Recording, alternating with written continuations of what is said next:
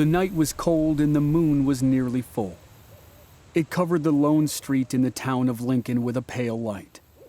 It was a good night to stay warm in the saloons. And as it turned out, it was a good night for murder. 5 brothers and some of their friends and relatives had journeyed from Texas to southeastern New Mexico a few months earlier. The brothers had taken part in the killing of 4 Texas state policemen in Lampasas and then fled the state. Now, a group of men that included at least one of the brothers rode into Lincoln to get drunk in the saloons and brothels. By midnight, they were out of control. They shot up businesses and terrified other revelers. The town constable and 4 officers confronted the drunken men in the street. One of the rowdies shot the constable and killed him on the spot. The murder ignited a gun battle. 7 or 8 men fired at each other at the same time. The lawmen killed the man who had shot the constable, but the other 2 men escaped. The officers tracked them down and riddled them with bullets, shooting one of them more than a dozen times. One of the dead men was one of the brothers who fled Texas. The officers had been mostly Hispanic, and Hispanics in Lincoln County were feuding with the dominant force in the area, the corrupt store owned by white Irishmen named Murphy and Dolan. The murders on that night escalated the racial tension into something close to a race war. 3 weeks after the shootout in Lincoln, the brothers from Texas retaliated. They stormed a Hispanic wedding celebration and began firing into the crowd. They may have been looking for a young man named Juan Patron, whom they blamed for the murder of their brother. Patron wasn't there, but the brothers ended up killing his father and several other bystanders. For the next year and a half, the 2 sides left dead bodies all over Lincoln County. Estimates range as low as 13 killed and as high as 75. The bloodshed finally subsided when the brothers and their followers drifted back to Texas. The events were called the Horror War, named after the outlaw brothers. The shootout in Lincoln happened exactly 9 months after Catherine McCarty and William Antrim got married in Santa Fe. It was the deadliest war in Lincoln's history up to that time, and as it was winding down, Catherine's son Henry was escaping from a jail on the other side of the territory and running to Arizona. No one remembers the Horror War today. It's been overshadowed by events known as the Lincoln County War that happened just 3 years later, in which Henry Antrim, then called William H. Bonney and nicknamed Billy the Kid, would play a starring role. From Black Barrel Media, this is Season 3 of Infamous America. I'm your host, Chris Wimmer. In this season, we're telling the story of the most notorious outlaw in the history of the American West, Billy the Kid. This is Chapter 2, Crooks, Killers, and Thieves.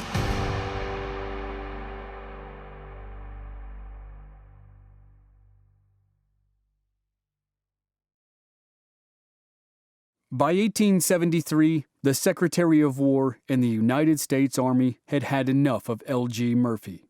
They kicked him out of Fort Stanton in southern New Mexico Territory.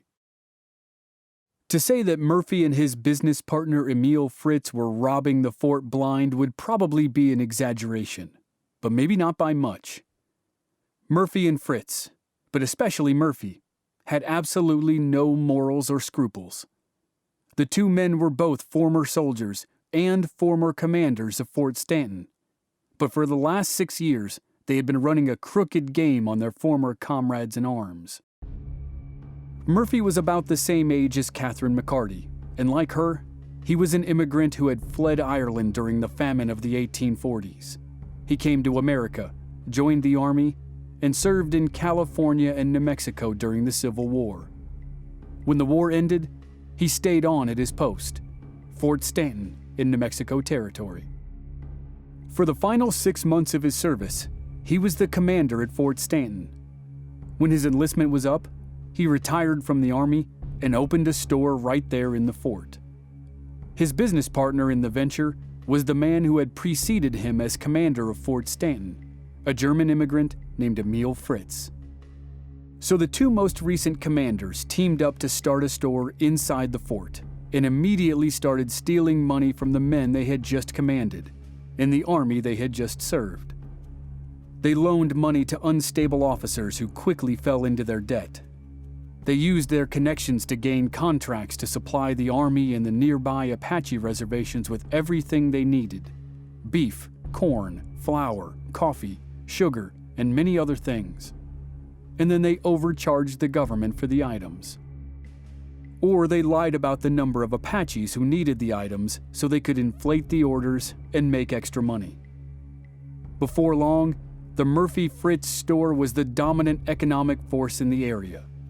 The store controlled everything, and the partners opened a smaller store in a nearby village that had been called La Placida del Rio Bonito, the little village of the Pretty River. But by the time Murphy and Fritz opened their branch store in the town, it had changed its name to honor America's assassinated president. The town was now called Lincoln.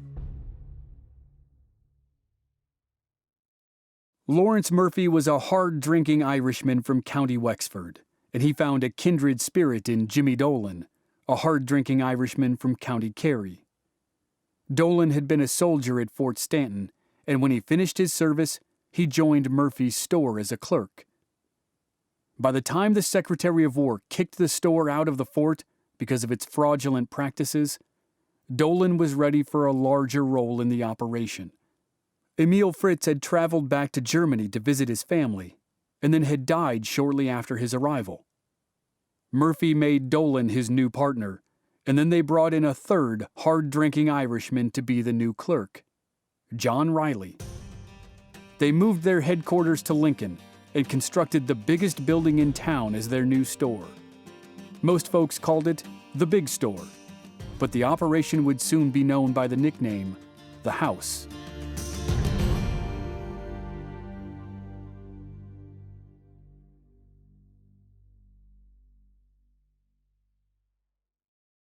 It didn't take long for the House to secure a stranglehold on Lincoln County and the town of Lincoln. The county was huge, roughly the size of the state of South Carolina, which made it larger than 9 other states. And it was sparsely populated, containing mostly land owned by ranchers or land in the public domain that ranchers could use for free to graze their livestock. But if ranchers or farmers or villagers needed supplies, they had to go to Lincoln to get them, which meant they had to go to Murphy's store. And Murphy became the biggest and most reliable customer for farmers, and that's how he strangled them. Murphy and Dolan would offer to buy a farmer's entire crop, which gave the farmer the perfect outlet for his goods. But the farmer didn't receive cash for his crop. He received credit to Murphy's store. So farmers faced difficult decisions. They could travel long distances to try to sell portions of their crops for cash, or they could sell the entire crop to Murphy and Dolan, but they would only receive store credit in exchange. Farmers often caved and sold their crops to Murphy and Dolan, which put them in debt to the store. Through these debts, Murphy and Dolan ruthlessly forced small farmers and ranchers off their lands and expanded the reach of the House. And they could do all this without fear because the House was part of the Santa Fe Ring. As the man who would become the chief opponent to the ring would put it in a letter to his family, everything in New Mexico that pays at all is worked by a ring. There's the Indian ring, the Army ring, the political ring, the legal ring, the Roman Catholic ring, the cattle ring, the horse thieves ring, the land ring, and half a dozen other rings. In short, what he meant was, almost everything in New Mexico was corrupt. Every element of business was supervised and operated by men who were tied together for the sole purpose of dominating that specific element. The Santa Fe Ring was the name given to the network of corrupt politicians and government officials who controlled New Mexico. And at the top of the food chain was the U.S. District Attorney, Thomas Catron. Catron ruled a web of legislators, judges, sheriffs, marshals, ranchers, businessmen, and merchants. Even the governor himself answered to Catron on matters that involved the ring. Catron and the members of the ring had turned New Mexico into their own private kingdom. And the Lincoln County arm of the ring was the House, operated by Lawrence Murphy and Jimmy Dolan. They were allied with Catron in the ring, which meant they were virtually untouchable, but not totally untouchable. 3 men were circling the edges of the black hole that was centered on Lincoln. They were being drawn closer and closer together as they were pulled toward the center, and soon they would find themselves aligned against Murphy, Dolan, and the Santa Fe Ring in the events we call today the Lincoln County War. They were cattle baron John Chisum, lawyer Alexander McSween, and aspiring ringleader John Henry Tunstall.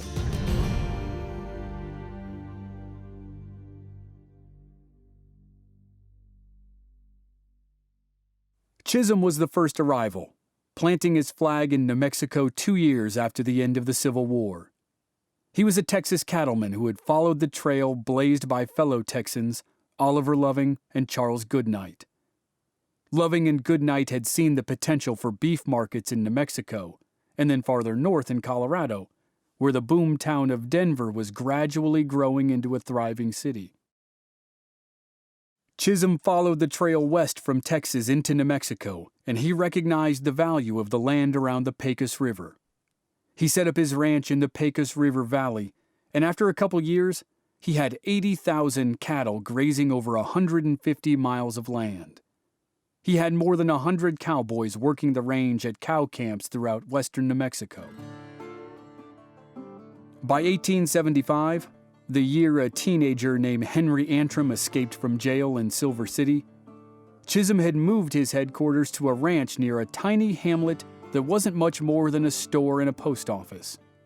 That hamlet was called Roswell, and it was almost exactly 50 miles west of Lincoln.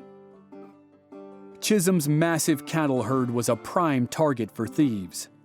In the early years of Chisum's ranch, he and his cowboys fought Apaches and Comanches who stole his horses and cattle. As the 1870s progressed, the biggest danger to Chisum's operation came from smaller ranchers who moved into the area. They basically started their ranches by stealing Chisum's cattle. A fierce collection of ranchers sprang up around a settlement called 7 Rivers, and they became more and more brazen about their rustling. The 7 Rivers clan was supported by Murphy and Dolan. The 2 businessmen were in direct competition with Chisum for contracts to supply beef to the army and the reservations. The house bought cattle from the 7 Rivers ranchers with no questions asked, even if the cows clearly bore the signature brand and Jingle Bob ear markings of Chisum's operation. And worse yet for Chisum, one of his cowboys had turned into an outlaw and was a conduit between his cattle and the smuggling network that ran from Texas to Arizona. Bandits stole cattle from ranchers in the Panhandle and then drove them west into New Mexico. They sold the stock to merchants like Murphy and Dolan, or to smaller ranchers like the men in 7 Rivers who were trying to compete with giants like John Chisum. Then the black market network extended southwest to the small community of La Mesilla outside Las Cruces. La Mesilla was the home of John Kinney. Kinney was a New Englander by birth, but by the early 1870s, he owned a ranch that was a well-known link in the smuggling chain between West Texas and southern Arizona. From Kinney's ranch in Mesilla, the smuggling route continued west into southern Arizona, where it landed at another spot that was a hub of illegal activity, the ranch of Newman Clanton. Old Man Clanton, as Newman was called, had 3 sons, 2 of whom were named Ike and Billy. A few years from now, Ike and Billy would find themselves trapped in a vacant lot on Fremont Street in Tombstone, Arizona. They were confronted by Wyatt Earp, Doc Holliday, and 2 of Wyatt's brothers. The gunfight that followed would be the most famous in American history, and Billy Clanton would not survive it. Ike Clanton would spend much of the rest of his short life trying to hang Wyatt Earp and Doc Holliday, or to outright murder them in revenge. Ike and his father were known leaders of a loose group of killers and thieves who were referred to in southern Arizona as the Cowboys.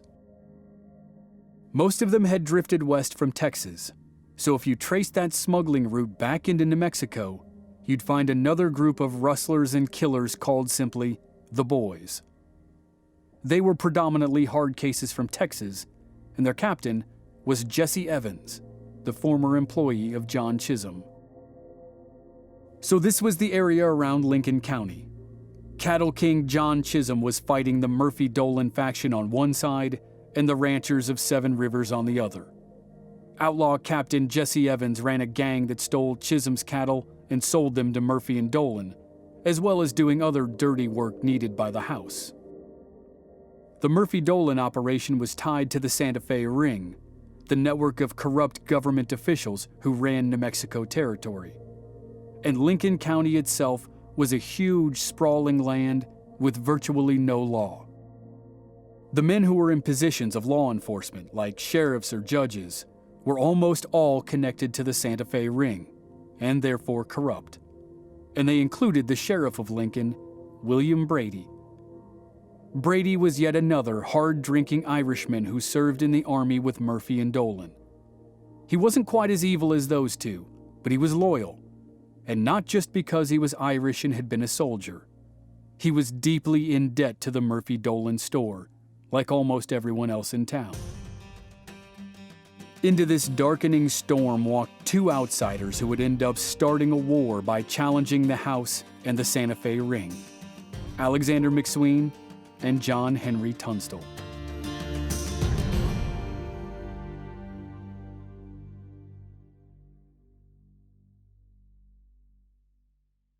McSween and his wife Susan landed in Lincoln in 1875, a few months before 15-year-old Henry Antrim climbed up a chimney to escape from jail in Silver City. McSween set up a law practice, and as the only lawyer in town, he went to work for the biggest operation in town, the Murphy-Dolan store. He became the debt collector for the house. As a newcomer to the area, he probably wasn't familiar with the extent of the corruption in New Mexico territory, but he was about to get a crash course from Jimmy Dolan. McSween was born to Scottish parents on Canada's Prince Edward Island, and he was a firm believer in nonviolence, which was a dangerous philosophy in a town like Lincoln.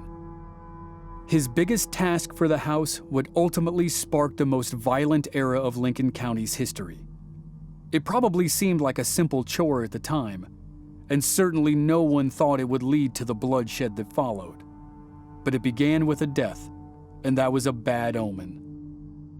Murphy's original business partner, Emil Fritz, brought his brother and sister to America and settled them on a farm in New Mexico. After the store relocated from Fort Stanton to Lincoln, Fritz decided to visit his family in Germany. Before he left, he took out a $10,000 life insurance policy from a company in New York. A few months later, Emil Fritz died in Germany. After Fritz's death, Murphy elevated Jimmy Dolan from clerk to partner in the firm.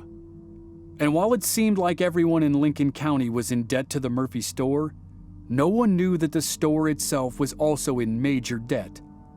Despite the rackets that the house had worked for years, it was still in desperate financial trouble. And when Emil Fritz died, there was no way Murphy and Dolan could pay his share of the store to his brother and sister. It would have ruined the business. So they stalled. They wouldn't let their lawyer, Alex McSween, move forward with the settlement of Fritz's estate, which meant McSween was being denied the commission he would have made on all the work. At that point, McSween cut all ties with the Murphy-Dolan operation. But ironically, he stayed on the Emil Fritz case. Fritz had been dead for 2 years, and with Murphy and Dolan stalling on the payout of Fritz's interest in the store, Fritz's brother and sister wanted the life insurance money. They wanted McSween to go to New York to meet with the insurance company. So that's what McSween did. A friend of his in Lincoln, a lifelong resident named Juan Patron, whose family hated Murphy and Dolan, drove McSween up to Santa Fe in a wagon to catch a train east across the country. While they were in Santa Fe, McSween and Patrone had a fateful meeting with a young Englishman named John Henry Tunstall.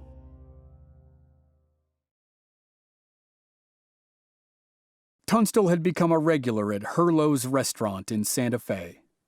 The restaurant was part of the hotel in which Tunstall was staying, and Tunstall had been in town for 2 long months while he plotted to make his fortune.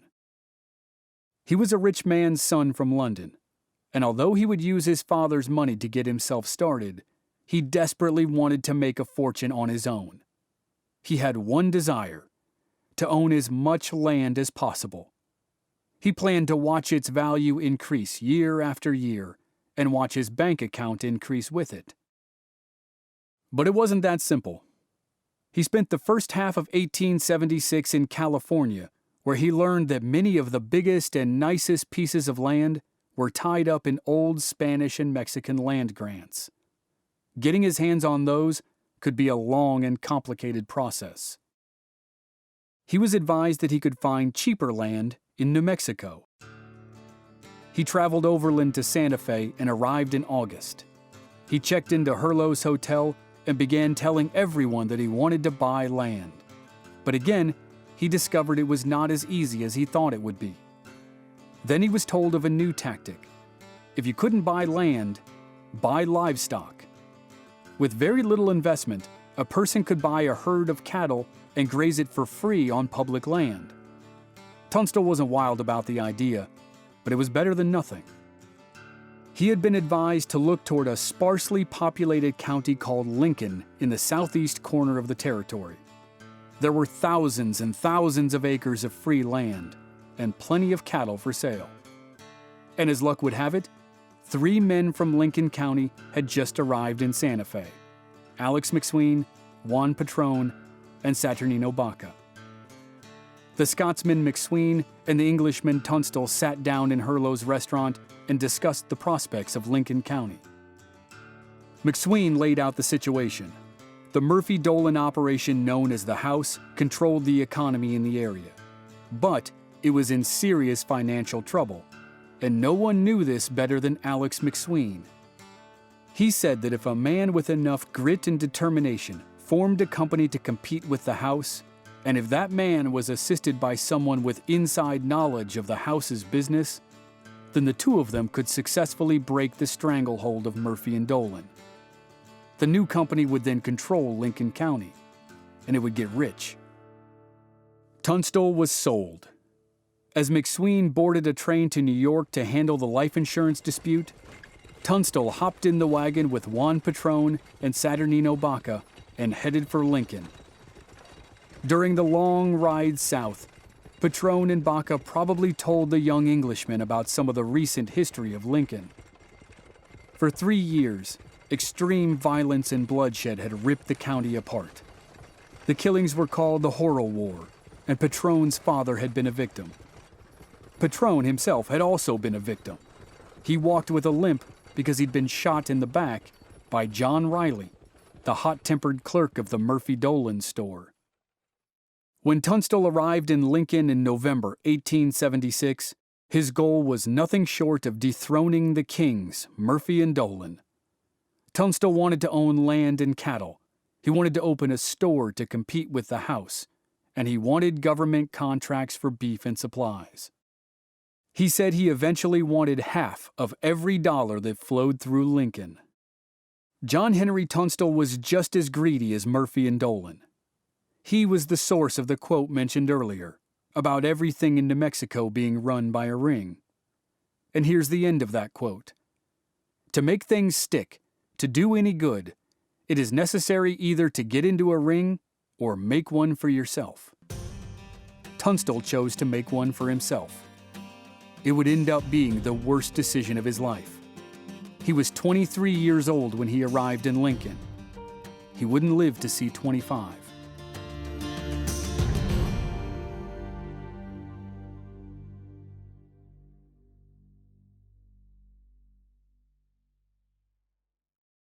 Tunstall and McSween agreed on a plan that was simple on the surface. Buy land, buy cattle, build a store, and start taking business away from Murphy and Dolan. Murphy and Dolan surely recognized the young Englishman as a competitor, especially when they understood he was aligned with McSween, who knew every detail of their business. Dolan had an idea. If this young Englishman wanted to buy land, Dolan would try to get him to buy one of Murphy's ranches. Dolan tried to bribe McSween to convince Tunstall to buy the ranch, but McSween told Tunstall to say no. Then McSween told Tunstall to take a look at a large tract of free land about 80 miles south of Lincoln. The land was legally free, but the Casey family had been living on it and using it for a decade. They were established long before McSween and Tunstall had ever heard of Lincoln.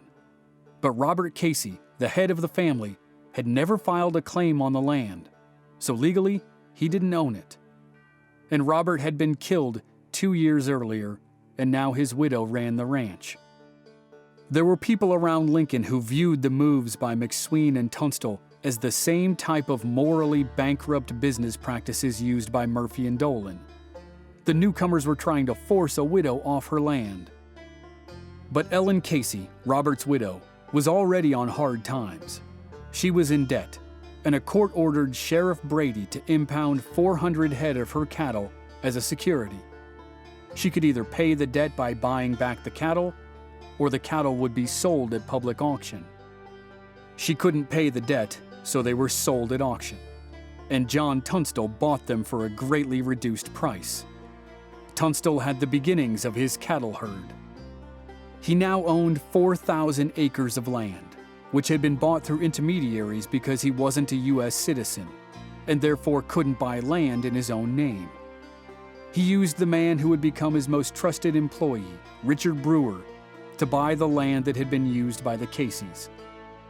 Dick Brewer was a tough cowboy who had drifted west from Wisconsin. He knew cattle, he knew horses, and he became Tunstall's foreman.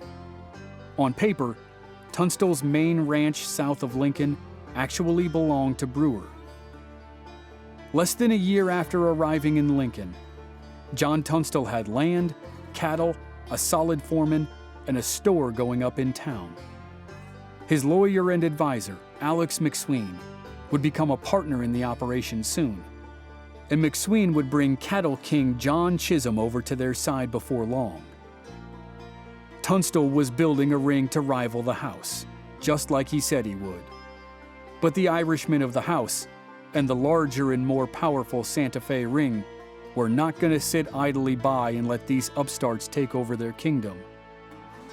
Jimmy Dolan began to fight back, using, of all things, the life insurance policy of Emil Fritz. Beginning with that one little thing, he started to tear down John Tunstall's operation. He used corrupt courts, corrupt law enforcement, and then murder to take down Tunstall and McSween. He also used the outlaw gang known as the Boys and their captain Jesse Evans. And Jesse had a new man in the gang. The new guy was a slender, baby-faced kid who had fled Arizona. He called himself William H. Bonney, and he had arrived just in time for the Lincoln County War.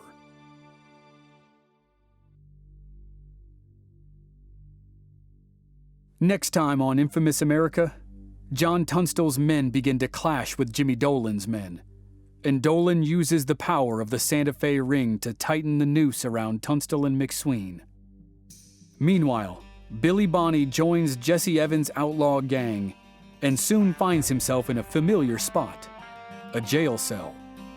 To get out, he'll make the choice that will change the course of his life and eventually turn him into a legend. That's next week on Season 3, Billy the Kid. Research assistance for this season was provided by Aaron Aylesworth. Original music by Rob Valier. Editing and sound design by Dave Harrison. I'm your writer and host, Chris Wimmer. If you enjoyed the show, please leave us a rating and a review on Apple Podcasts or wherever you're listening. Please visit our website, blackbarrelmedia.com, for more details and join us on social media. We're Black Barrel Media on Facebook and Instagram, and B Barrel Media on Twitter. Thanks for listening. We'll see you next week.